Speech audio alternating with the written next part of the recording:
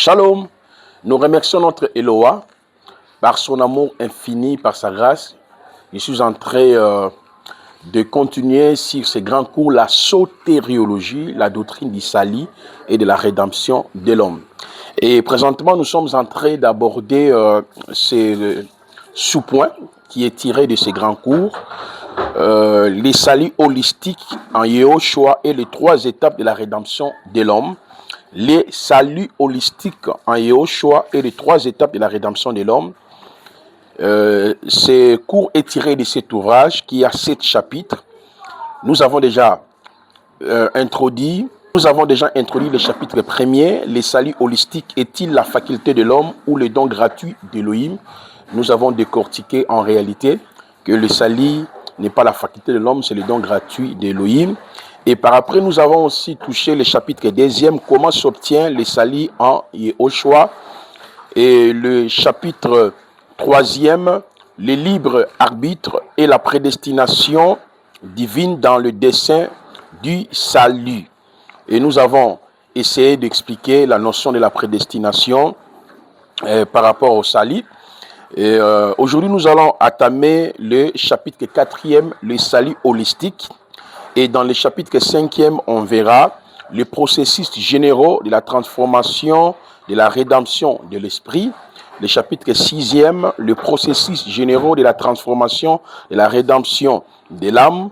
Et enfin, le chapitre 7e, on verra les processus généraux de la transformation, de la rédemption du corps.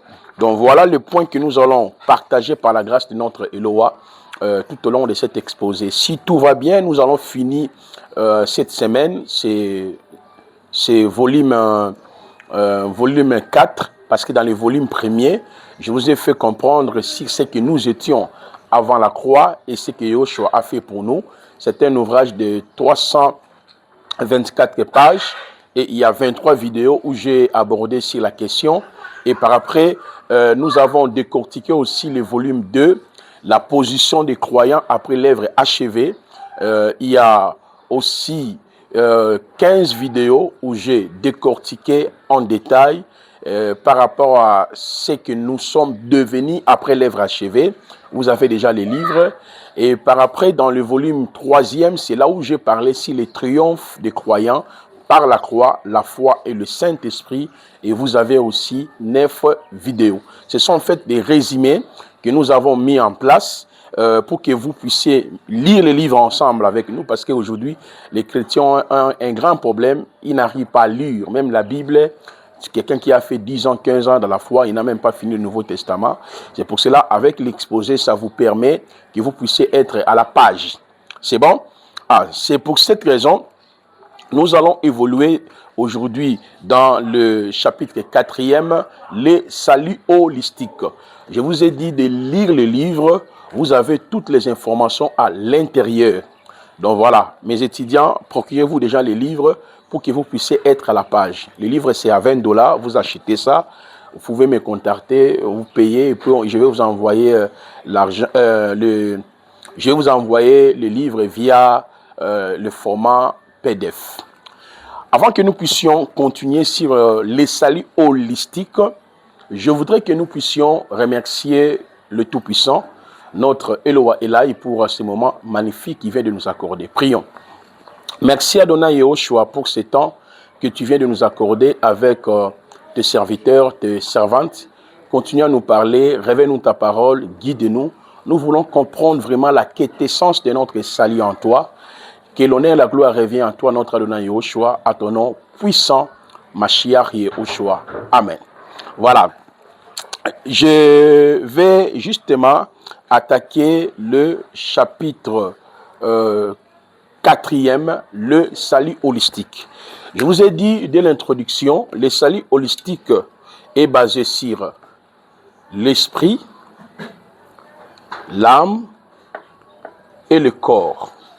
Donc, lorsqu'on parle du salut holistique, c'est le salut parfait, le salut total, le salut achevé.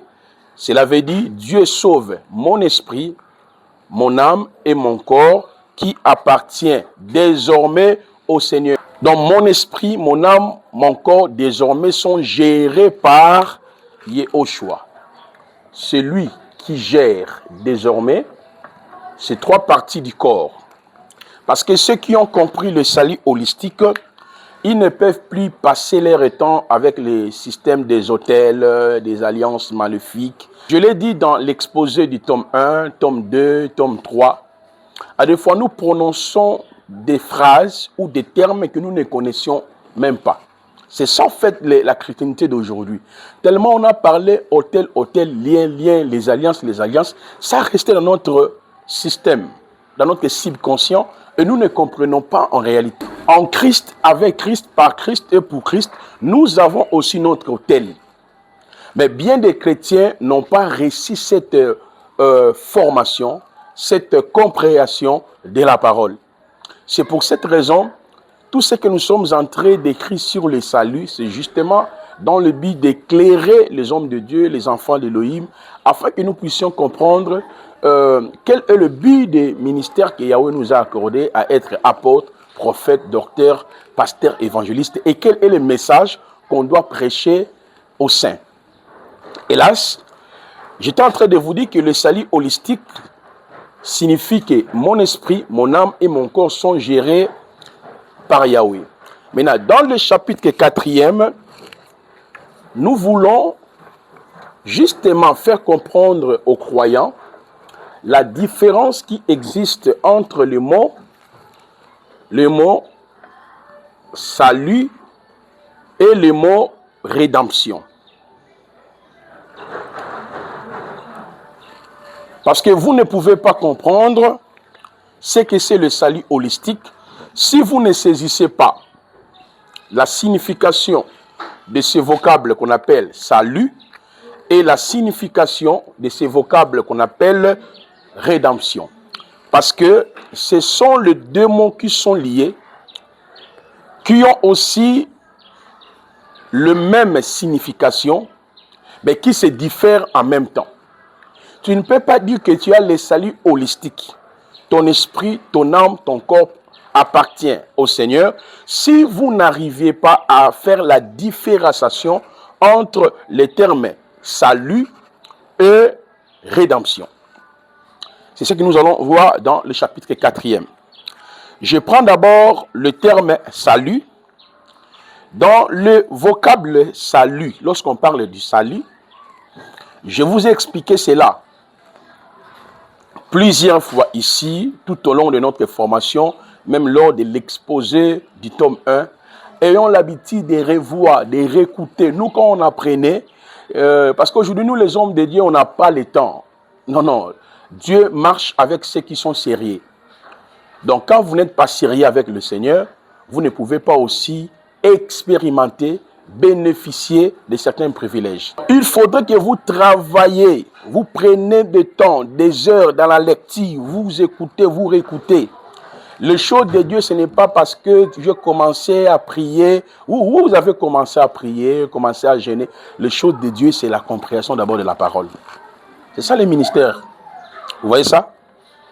Alors, je vous ai dit que lorsqu'on parle du mot salut, le but du salut, c'est de nous libérer du péché adamique, le péché avec S, de nous libérer sous l'autorité de Satan et de ses démons, et de nous libérer sous l'autorité de nos traditions. C'est ce qu'on appelle le salut en Christ. Le salut intervient pour éradiquer le péché adamique, de nous libérer de nos propres péchés, de nous libérer de l'autorité de Satan et de ses démons et de nos traditions. C'est ce que j'ai expliqué en ce qui concerne le salut. Tout celui qui dit qu'il a le salut en Yehoshua, c'est quelqu'un que le Seigneur a libéré du péché adamique, de ses propres péchés, l'a libéré de l'autorité de Satan et de ses démons, l'a libéré également sur les autels, le lien, le malédiction. C'est ça, avoir le salut en Jésus-Christ. Maintenant, comment Dieu nous accorde le salut? Je vous ai parlé de 3 étapes. La première étape, c'est éternité. La deuxième étape, la croix. La troisième étape, par l'évangile. l'évangile du salut. L'éternité, la croix et par l'évangile du salut. Si vous ne comprenez pas ces trois étapes qui conduisent au salut, c'est-à-dire Dieu qui annule le péché adamique, Dieu qui annule nos propres péchés, Dieu qui nous libère de l'autorité de Satan et de ses démons, Dieu qui nous libère de la vaine manière que nous avons héritée par nos parents. Mais comment tu as le salut en Christ?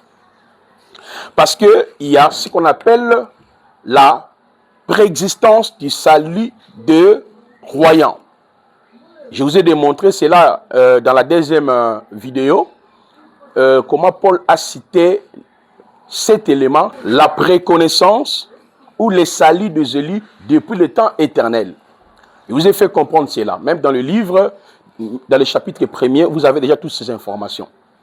Je vous ai expliqué, ce salut a été manifesté à travers la croix. Et à la croix, Elohim nous a associés dans ce salut par ces quatre expressions. La première expression, être crucifié avec Mashiach.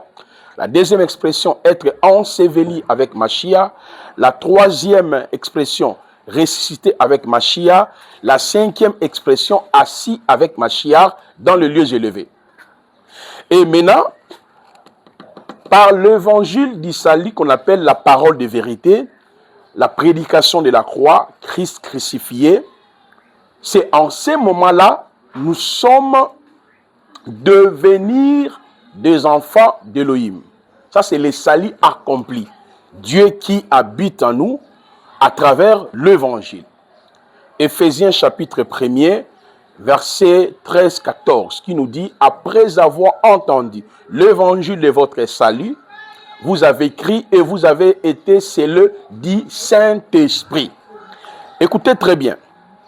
Dans 1 Corinthiens chapitre 1er, le verset 18 à 23, si vous lisez ces textes religieusement, Paul demande que la prédication de la croix, c'est la puissance du salut, c'est la puissance qui sauve. Il a plu à Elohim de sauver les êtres humains par la folie de la prédication de la croix. Et j'étais en train d'échanger avec une autorité compétente de notre pays. Il m'a dit, prophète Placide, vous croyez vraiment quand quelqu'un accepte l'évangile, tout est fini, les liens et tout comme ça, il n'y a pas encore un travail à faire? Est-ce que vous ne voyez pas que votre évangile là est facile? Mais ce n'est pas l'évangile du prophète Placide. Le mécanisme que Yahweh a établi pour que les gens reçoivent la vie de Dieu, pour que les gens naissent de nouveau, c'est par l'évangile. 1 Corinthiens 4, le verset 15, Paul a dit, vous pouvez avoir plusieurs maîtres, cependant c'est moi qui vous ai donné la vie dans l'évangile. Dieu nous sauve aujourd'hui à travers l'évangile. Jacques, chapitre 1, le verset 18, il nous a engendrés. Dieu nous a engendrés par quel moyen? Il nous a engendrés par l'évangile. L'évangile. La parole de vérité. C'est par là que nous avons connu, vous le trouverez même ici, j'ai mis tous ces passages-là. Donc nous sommes nés de nouveau par quel évangile? Maintenant, une fois que vous acceptez l'évangile, ces quatre captivités tombent directement. Il n'y a plus le péché adamique. Il n'y a plus tes propres péchés. Satan n'a plus le contrôle de ton âme, de ton corps, de ton esprit. Les traditions, autel, malédiction tombent. Et tu es automatiquement dans le salut holistique. Mais comment vous entrez dans le salut holistique? C'est par l'évangile. Mais il y a trois étapes précitées. L'éternité, la croix et enfin la proclamation de l'évangile.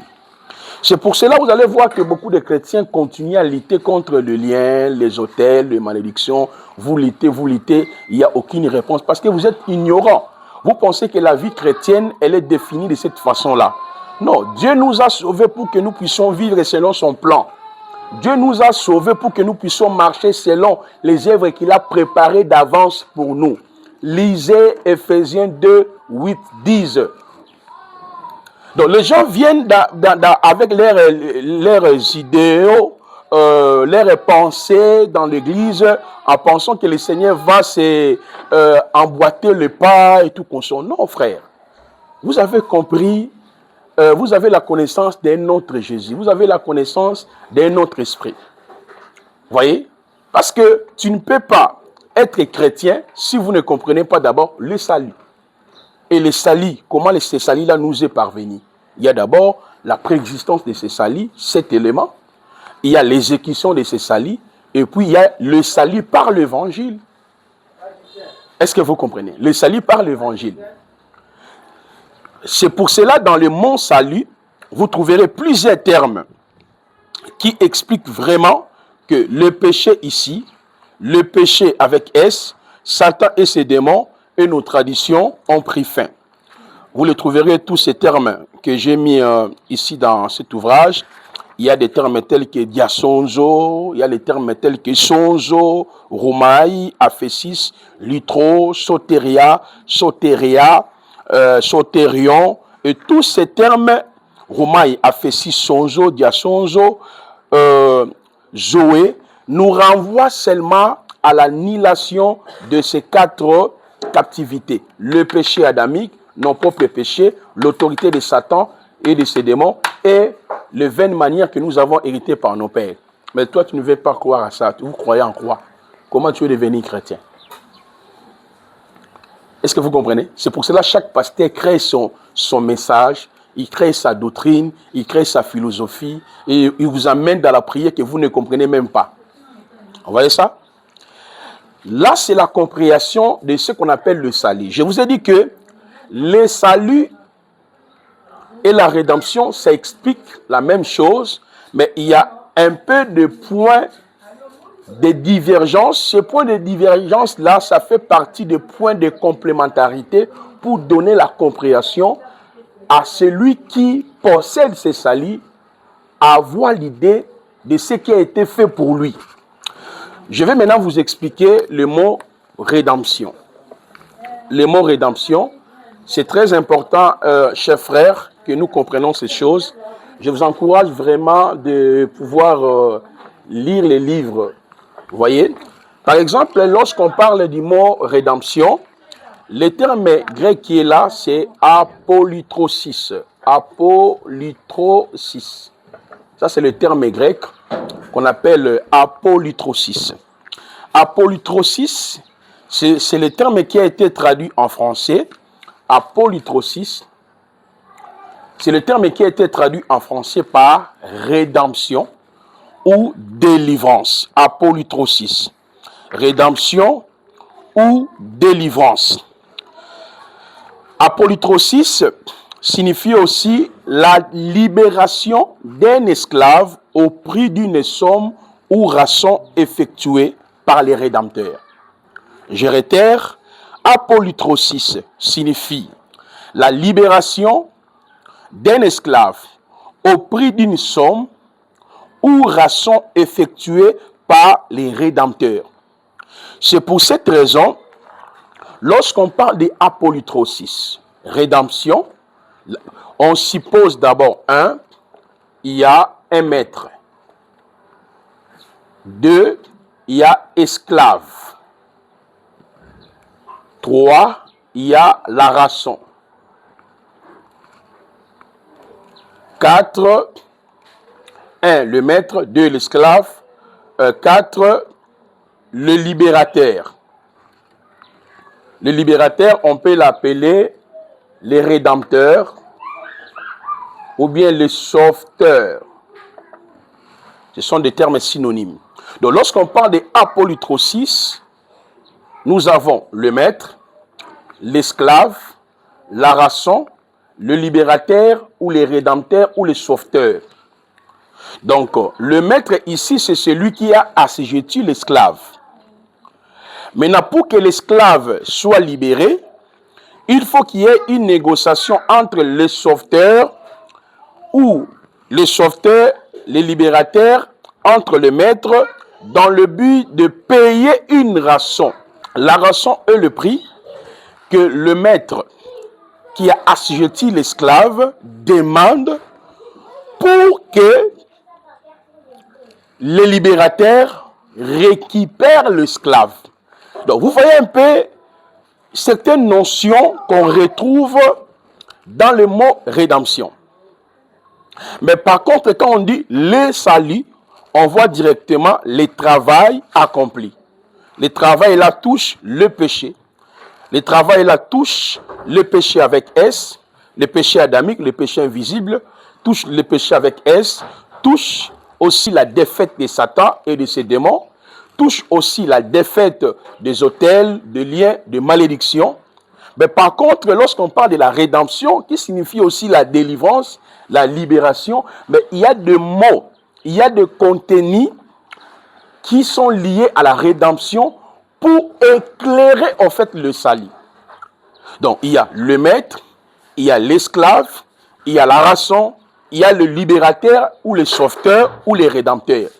C'est pour cela il y a 3 mots grecs qui marchent avec apolytrosis. Nous avons agorazo, agorazo. Vous le trouverez tout ça dans le livre. Vous avez hexagorazo. Et vous avez litrosis. Litrosis. Litrosis ou bien litron ou litromaille. Parce qu'il y a litrosis, il y a litron ou bien litromaille. Ça marche de pair. Ces 3 termes grecs ici. Litrosis, litron ou litromaille. Ce sont des mots qui sont liés sur le terme apolytrosis qu'on appelle la rédemption. Par exemple, agorazo. Agorazo veut dire détacher, ramener, libérer. C'est ça l'essence de ce terme agorazo. Rendre libre. Et vous trouverez tous ces termes ici, parce que je l'ai dit, agorazo veut dire acheter un objet au marché. Agorazo signifie marché, parce que ça vient du mot agora. Agora veut dire le lieu public. Dans l'Antiquité, les Grecs se mettaient dans le lieu public qu'on appelait agora pour présenter leur philosophie. Donc, Romains chapitre 7, le verset 14, l'apôtre Paul dit ceci. J'ai été vendu au péché. Cela veut dire les pécheurs sont considérés comme des esclaves vendus au marché. Parce que esclave ici a été livré. Parce qu'on ne peut pas, quelqu'un ne peut pas prendre quelqu'un comme un esclave si au préalable, ce dernier n'a jamais été livré. C'est ça la compréhension du mot apolytrosis. Apolytrosis, rédemption, mais on ne peut pas rédempter quelqu'un qui est en captivité parce que dans l'Antiquité, il y avait l'échange, on vendait les esclaves. Mais dans la compréhension biblique, l'esclave en question, c'est qui représente Adam et tous les êtres humains qui sont sortis d'Adam. Romains chapitre 5, depuis le verset 12 jusqu'au verset 21. Lisez ça religieusement, où la parole nous dit, par un seul homme, le péché est entré dans le monde, et le péché a touché tous les êtres humains, et le péché a touché tous les êtres humains, même ceux qui n'avaient pas commis le péché, celle semblable d'Adam. Et lorsque vous voyez cela, même quand vous prenez le texte de Jean chapitre 8, le verset 34, 24, on peut aller jusqu'au verset 34, Yahushua dit, quiconque se livre au péché est esclave du péché. Donc l'esclave ici, il s'agit de tous les êtres humains qui ont été vendus, agorazo. Ils ont été vendus. Ils ont été livrés. Livrés par qui? Par la loi du péché de la mort. Romains chapitre 8. C'est la loi du péché de la mort qui a fait que l'homme tombe dans le péché. Lorsqu'on parle de la loi du péché de la mort, c'est la loi que Yahweh avait promulguée dans le jardin d'Éden. Genèse chapitre 2. Depuis le verset 13 à 17, c'est cette loi qui avait tué l'homme dans le jardin d'Éden, qui avait fait de sorte que l'homme devient esclave. Il devient esclave de la loi du péché de la mort. C'est pour cette raison, les rédempteurs, les sauveteurs, les libérateurs doivent négocier avec le maître c'est-à-dire en payant la rançon. Lorsque vous lisez Hébreux chapitre 9, à partir du verset 11, vous descendez jusqu'au verset 16, 17. Maintenant, dans les versets 13, 14, le texte nous montre clairement Jésus-Christ est entré avec son propre sang devant qui? Devant le maître qui est Elohim. Il a payé le prix parce que le sang, c'est la rançon. Il nous a rachetés par un grand prix. Est-ce que vous comprenez? Lui-même déjà l'a dit dans le livre de Matthieu chapitre 20, le verset 28. Il a dit, de même que le Fils d'humain n'est pas venu pour être servi, mais pour servir et donner son âme à rançon pour beaucoup. Or, la rançon, dans les textes bibliques, représente quoi? Représente tout simplement les rachats. Les rachats ou son sang. Sous d'autres mots, c'est par sa mort que le Mashiach nous a rédemptés entre le Maître, c'est-à-dire entre Dieu. Donc, Yahushua nous a rédemptés auprès d'Elohim. Il ne nous a pas rédemptés entre les mains de Satan. Vous voyez, parce que Satan exerçait un pouvoir, je dirais, éphémère. C'est la loi du péché de la mort qui a donné l'occasion à Satan de régenter sa domination sur nous. Donc, une fois que cette loi a été remplacée par la loi de l'esprit de vie, automatiquement, les chrétiens sont délivrés de la puissance de Satan et de ses démons. Comme cela est écrit dans Colossiens 1er, 12, 15, rendez grâce au Père qui nous a rendus capables d'avoir part à l'héritage des saints et qui nous a délivrés de la puissance des ténèbres. Il nous a transportés dans ce royaume. Et automatiquement, les chrétiens ont été délivrés, ont obtenu la rédemption. C'est-à-dire de ce qu'ils ont hérité dans leur famille, hôtel, malédiction et tout consort, et ont obtenu aussi la rédemption ou la délivrance de leurs péchés qu'ils ont commis. C'est pour cela dans Colossiens, on nous dit à qui nous avons la rédemption et la rémission de nos péchés et le pardon de nos péchés. Lisez aussi Colossiens 2, le verset 12, 13, 14. Il a effacé tous nos péchés. Lisez Romains chapitre 5, Romains chapitre 4, Romains chapitre 10, le verset 6, 7, 8. Nous avons été justifiés, acquittés de tout. Donc, les rédempteurs, c'est Yahushua qui est allé avec son propre sang. Cela veut dire que par sa mort, il nous a libérés de la loi du péché de la mort. Et aujourd'hui, notre vie est régie par la loi de l'esprit de vie qui signifie la loi de la rédemption, la loi de l'imputation. Ça, c'est le travail que les rédempteurs et les libérateurs ont fait. Donc, les chrétiens désormais vivent par la loi de l'esprit de vie, la loi de la rédemption, la loi de l'imputation, la loi de la glorification, la loi de la propitiation. Alors, si vous ne comprenez pas que veut dire la loi de la rédemption, la loi de l'imputation, la loi de la propitiation, la loi de la sanctification, mais vous allez prêcher quoi? C'est ça le plus grand problème. C'est pour cela que lisez vraiment les livres calmement. Vous allez voir qu'en réalité, la rédemption nous signale qu'il y a un travail complet, achevé, qui a été accompli par Yahushua à Mashiach.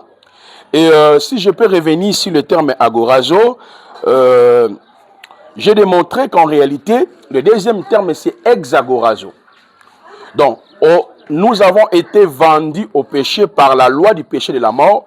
Le rédempteur, quand il vient, il devient lui-même obéissant, parce que le premier homme n'a pas pu obéir.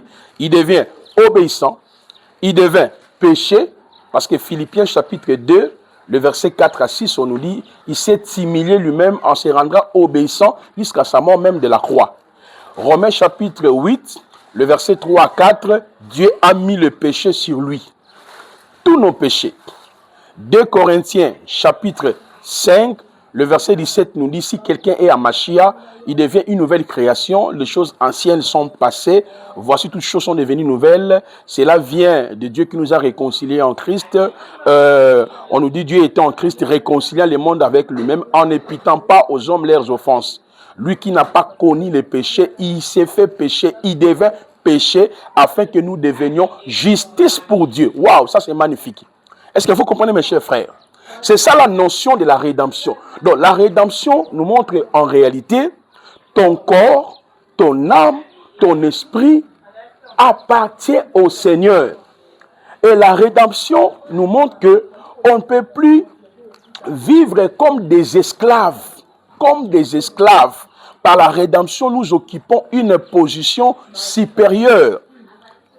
Galates chapitre 4, le verset 1 jusqu'au verset 9e, où la parole nous dit « Ainsi longtemps que l'héritier est encore enfant, il ne se diffère en rien à un esclave, quoi qu'il soit maître de tout. » Nous sommes des maîtres de tout. Ça, c'est l'œuvre de la rédemption. Donc, la rédemption vous montre que vous ne dépendez plus de vos péchés passés, vous ne dépendez plus de l'autorité de Satan et de ses démons, vous ne dépendez plus de tout ce que vous avez hérité d'Adam, vous ne dépendez plus des autels, de liens, de malédictions. C'est ça la compréhension de la rédemption. Mais la compréhension du salut, on vous montre que Jésus t'a libéré de l'autorité de Satan et de ses démons, t'a libéré de tout ce dont tu as hérité de tes parents, t'a libéré du péché adamique, t'a libéré de tes propres péchés. Mais la rédemption vous montre les services qui a été fait et comment vous vous dépendez totalement du royaume des Mashiach. Est-ce que vous comprenez? C'est pour cela qu'il y a le terme tel que exagorazo. Le terme exagorazo, je l'ai développé vraiment ici avec beaucoup de précision. Donc, le terme exagorazo qui veut dire acheter, amener un objet hors du marché. Par ces termes, nous comprenons la position que les Élis avaient avant la croix et les rachats que Yahushua a accomplis pour toujours pour les Élis. Les Élis ont été délivrés du péché, les Élis ont été délivrés de leurs propres péchés, les Élis ont été délivrés de vaines manières ou des traditions héritées par filiation familiale. Les Élis ont été délivrés de l'autorité de Satan et de ses démons. Oh, j'aime ça. Regardez, la parole nous dit dans Galates chapitre 3, le verset 13, Mashiach nous a racheté de la malédiction de la Torah en devenant malédiction en notre faveur, car il est écrit « Maudit quiconque est pendu au bois ». Galates 3, le verset 13. Afin qu'il rachète ce qui était sous la Torah, afin que nous recevions l'adoption. Ça, c'est magnifique. L'esclave acheté, amené hors du marché et délivré, et définitivement délivré. Ça, c'est important. Maintenant, l'autre terme, c'est lutron, ou bien lutrosis, lutromai, qui signifie libéré à la réception d'une rançon, libéré par le paiement des rançons, détaché, rendre libre. Désormais, les croyants sont devenus libres, esclaves d'Élohim, parce qu'aujourd'hui, là, comme la rançon, lutron, lutromai, lutrosis, qui confirme que mon corps, mon âme, mon esprit appartient au Seigneur. Je deviens maintenant l'esclave de Dieu. L'esclave d'Élohim veut dire doulos, les serviteurs d'Élohim. Romains chapitre 6, le verset 20 à 22. Car lorsque vous étiez des esclaves du péché, vous étiez libres à l'égard de la justice. Quels fruits portiez-vous alors? Des fruits donc vous rougissez aujourd'hui. Car la fin de ces choses, c'est la mort. Mais maintenant, étant affranchi du péché et devenu esclave de Dieu, vous avez pour fruit la sainteté et pour fin la vie éternelle. Oh, ça c'est magnifique. C'est le travail que la rédemption nous renvoie. Donc aujourd'hui, nous sommes lutromai, lutrosis, lutron. Cela veut dire un prix a été payé, j'appartiens maintenant, je m'appartiens totalement au royaume de la lumière. 1 Pierre chapitre 1er, le verset 18 nous dit, sachant que ce n'est pas par des choses corruptibles comme de l'argent ou de l'or que vous avez été rachetés de votre vaine manière de vivre que vos ancêtres vous avez transmise. Alléluia. Nous avons connu quoi? Tite 2,14. Tite 2,14 nous dit, qui s'est donné lui-même en faveur de nous afin de nous racheter de toutes les violations de la Torah, de la loi, et de nous purifier, et de se purifier un peuple qui soit bien propre, zélateur de bonnes œuvres. Donc le travail a été fait.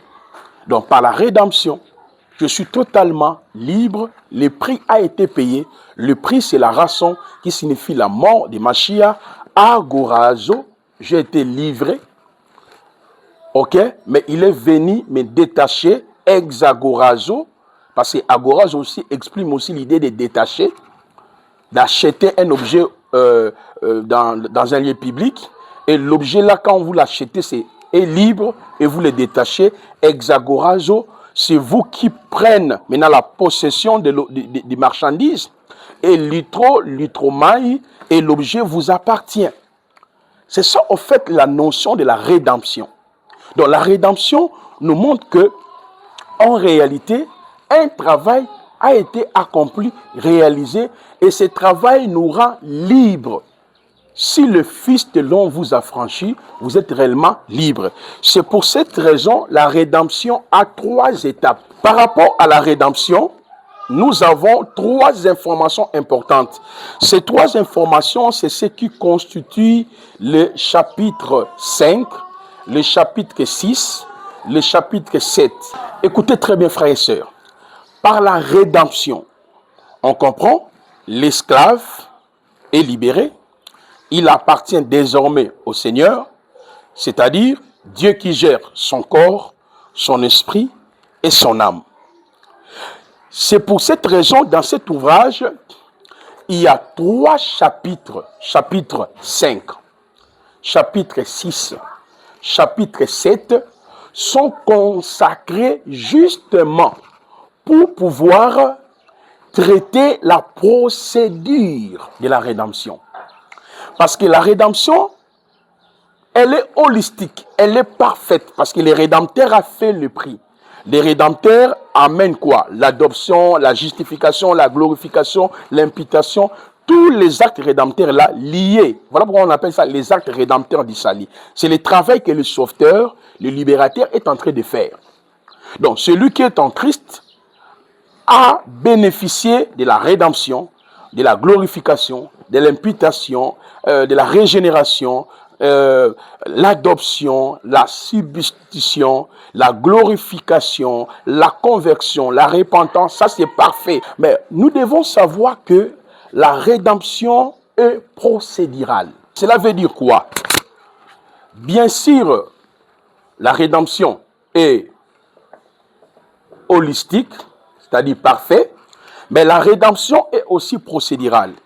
Cela veut dire, 1, c'est mon esprit qui est sauvé, qui appartient au Seigneur. 2, mon âme est en train d'être sauvée. C'est mon esprit qui est sauvé, mais mon âme est en train d'être sauvée. 3, mon corps sauvera, c'est-à-dire sera sauvé. C'est ça, en fait, les 3 aspects de la rédemption. Mon esprit est sauvé, qui appartient au Seigneur. On le verra dans le chapitre 5e sur le processus de la transformation, de la rédemption de l'esprit. Eh bien, mon âme ici est en train d'être sauvée. On le verra sur le chapitre 6e, le processus général de la transformation de l'âme. Et enfin, mon corps sera sauvé.